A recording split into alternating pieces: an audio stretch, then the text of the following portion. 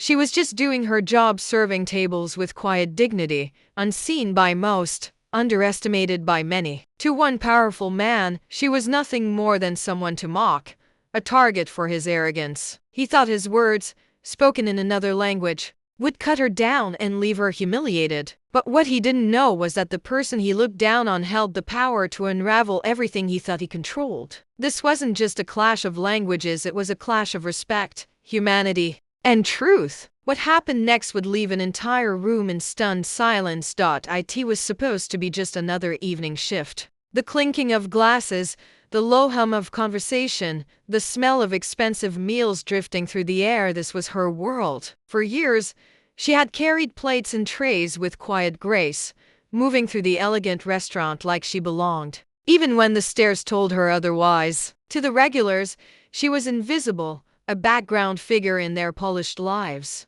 But to her, every shift meant survival, meant dignity, meant proving, if only to herself, that she was more than the labels society tried to pin on her. Her name was Amara, a woman who carried both strength and scars in equal measure. She had learned long ago how to hide exhaustion behind a practiced smile, how to listen without truly being heard, how to serve people who sometimes looked at her as if she were less than human. Each night, she moved through gleaming chandeliers and velvet chairs as though walking through two worlds at once, the glittering one her wealthy customers lived in, and the quiet one she endured in order to keep her life afloat. Most nights were predictable. The same couples who rarely made eye contact with one another. The same businessmen with booming laughter and louder wallets. The same sense that money bought not just food and wine, but a certain permission to treat others as though they were invisible. Amara had become an expert at swallowing comments, at letting arrogance roll past her without cracking the mask she wore. But on this night, something felt different. The dining room buzzed with a sharper energy, filled with patrons who exuded the kind of power that didn't need to be spoken aloud. And in the center of it sat one man whose presence demanded attention. His suit was immaculate, his gestures deliberate, his smirk cold. His eyes followed Amara not with kindness, but with the quiet cruelty of someone who believed the world revolved around him. She didn't know it yet, but her ordinary night was about to collide with a moment that would test not only her patience but her very sense of worth.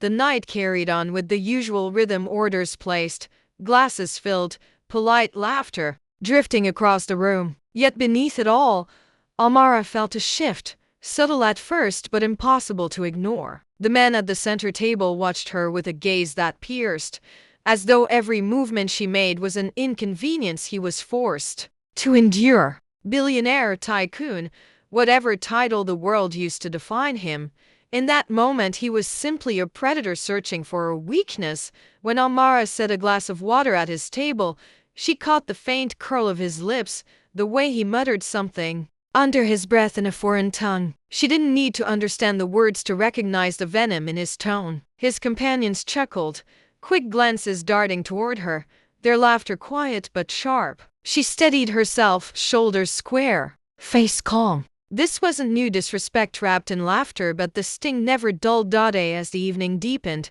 so did his performance. Each time she returned to the table, his comments grew bolder. He spoke in German now, fully, his words laced with arrogance. To him, the foreign language was a shield, a way to humiliate her without consequence. His friends leaned in, entertained by the show, their amusement spilling into cruel smirks. The billionaire's tone made it clear.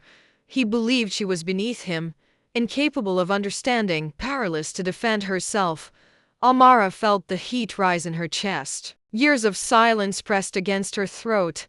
Years of knowing that to respond, to push back, could cost her the job that kept her life afloat. She gripped her tray tighter, nails pressing into her palms as she swallowed each insult without a word. Her professionalism was her armor, but even armor cracks when struck again and again. Around the restaurant, other patrons noticed. Some looked away, unwilling to interfere. Others watched with uneasy curiosity, as though they were witnessing a performance staged for their entertainment. The air thickened with unspoken tension. Amara's dignity on one side, the billionaire's cruelty on the other.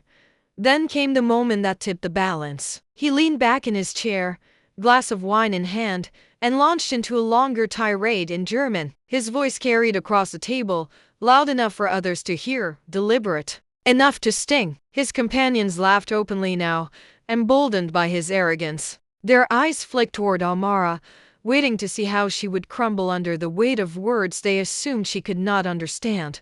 Her pulse quickened. Every instinct screamed to stay silent, to let it pass, to finish the shift and walk away. But there was another voice inside her, louder this time, the voice of every insult swallowed, every injustice endured. That voice told her that silence was no longer strength, that allowing this humiliation to continue was another form of surrender. She stood still, tray balanced in her hands, forcing her breath steady. Around her, the restaurant seemed to hold its breath too. The billionaire grinned, enjoying the spectacle he believed he had created. He thought the script was his to write, that she was nothing more than a prop in his performance of superiority. But what he didn't know was that Amara carried a secret he had never considered, a truth that would turn his weapon into his downfall. She had waited long enough, and as the laughter around the table swelled, Amara's decision crystallized. This was the moment, the point where silence would end, and everything he thought he controlled would shatter. The laughter at the billionaire's table swelled, spilling across the room like poison. Every chuckle was a reminder of power misused, of cruelty paraded as entertainment. Amara's chest burned, her hands trembling slightly as she steadied the tray against her body. For so long, she had lived in silence, her dignity shielded behind a mask of composure. But tonight, that mask was cracking. The billionaire leaned forward, his voice rising in German, harsh, mocking, deliberate. The words flowed like daggers, each one meant to strip her of her humanity. His companions roared, clinking glasses, emboldened by his arrogance. To them, this was sport. To him, this was dominance. To Amara, it was the line she could no longer ignore. And then it happened. She placed the tray down slowly, her every movement deliberate, the room around her fading into silence. Eyes turned toward her, some curious, some uncomfortable, others filled with quiet dread at what might come next. Her heart pounded, but her voice steady, clear cut through the air like a blade dot in flawless German. Amara repeated his own words back to him, word for word, insult for insult, leaving no doubt that she had understood every syllable he had spoken. The room froze. The billionaire's smirk collapsed into shock, his companions' laughter dying in their throats. Glasses hovered mid-air, forks paused inches from plates. A stunned hush fell over the restaurant, broken only by the faint clinking of a chandelier swaying above. But Amara didn't stop there. She went further, still speaking in German, her voice calm yet commanding. She revealed what he had said, translating for the room, exposing the cruelty he thought he had hidden behind the safety of a foreign tongue. His insults, once private mockery, were now public shame. Each word echoed louder than the last, stripping him of the power he had wielded so carelessly. The billionaire's face flushed red, his jaw tightening, hands gripping the edge of the table. For the first time, he was not in control. The same language he had used to humiliate her was now his undoing. Around the room, whispers rippled. Some shook their heads in disbelief, others leaned in closer, recording the moment with their phones. The spectacle he had created for his friends had transformed into his own humiliation, one he could not escape. Amara stood tall, her presence no longer that of a waitress blending into the background. She was no longer invisible. She was unshakable, a force the billionaire had underestimated. The weight of every insult, every laugh, every degrading glance hung in the air, now turned back on the men who had delivered them. For him, it was just supposed to be another night of power. For her, it was the night her silence ended. The billionaire shifted in his seat, his mouth opening as though to speak, but no words came. He had been stripped of his armor, status, wealth, arrogance, and left exposed, bare, vulnerable. The room watched, not him, but her. Amara's final words, still spoken in German, landed like thunder, a declaration that dignity cannot be stolen, that respect is not optional, that humanity belongs to everyone. The silence afterward was deafening. For a moment, time itself seemed to stop, every pair of eyes fixed on the man who had once believed he owned the room, and on the woman who had just claimed it. And then, slowly, a sound rose from the far corner of the restaurant. A single clap, followed by another, then another, until applause filled the air, swelling louder, stronger, echoing through the walls.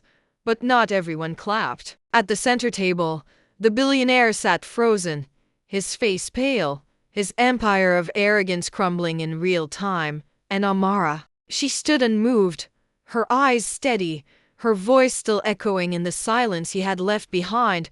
What happened next would decide everything. The applause faded, but its echo lingered in the air. For Amara, it wasn't the sound of victory, it was the sound of release. For once, she hadn't swallowed the insult, hadn't buried the sting beneath a forced smile. She had spoken, and in speaking, she had turned humiliation into power. The billionaire who had sought to reduce her to nothing sat small in his chair, his wealth and status suddenly useless against the weight of truth.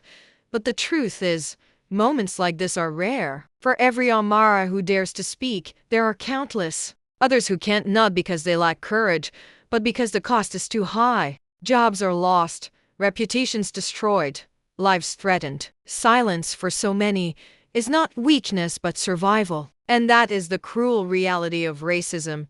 It thrives not just in the loudness of arrogance but in the quiet that follows, the quiet forced upon those who carry its weight. That night, Amara walked away with her dignity intact, but she carried more than that. She carried the knowledge that her voice had pierced a wall built to contain her. The billionaire left the restaurant diminished, but the world outside those walls still tilted in his favor. Tomorrow, his money would still buy influence, and his arrogance would likely find another target. Yet, in that room, in that moment, he had been made to face what so many tried to deny, that power can be shaken, and that those who are dismissed as invisible are often the very ones who hold the truth.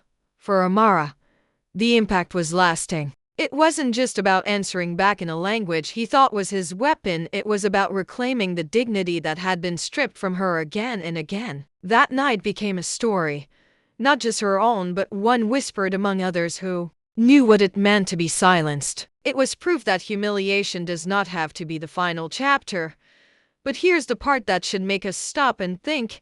Amara's story is not unique. It echoes in countless restaurants, offices, classrooms, and streets where people are judged not for who they are but for the skin they wear, the accent they carry, the history they represent. The billionaire in this story is just one face of a much larger system, a system that allows arrogance and cruelty to hide behind wealth, behind privilege, behind the excuse of just words.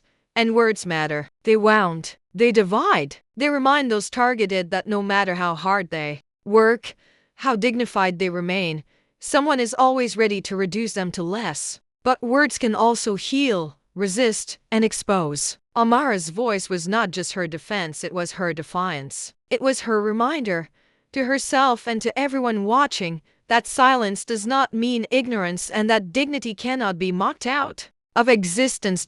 So what do we take from this? That racism isn't always shouted in the streets. Sometimes it's whispered in another language, dressed in a joke, hidden in a smirk across a crowded room. And sometimes, the most powerful act of resistance is simply refusing to let that silence continue. Amara's story asks us all a question, one we can't ignore. How many more moments like this will it take before dignity is no longer something people must fight for, but something they are given freely? How many more times must someone like her carry the burden of proving their humanity in a world that should already know better? Because until that answer changes, stories like Amara's will keep happening. The question is, when it does, will you be the one who stays silent, or the one who finally speaks?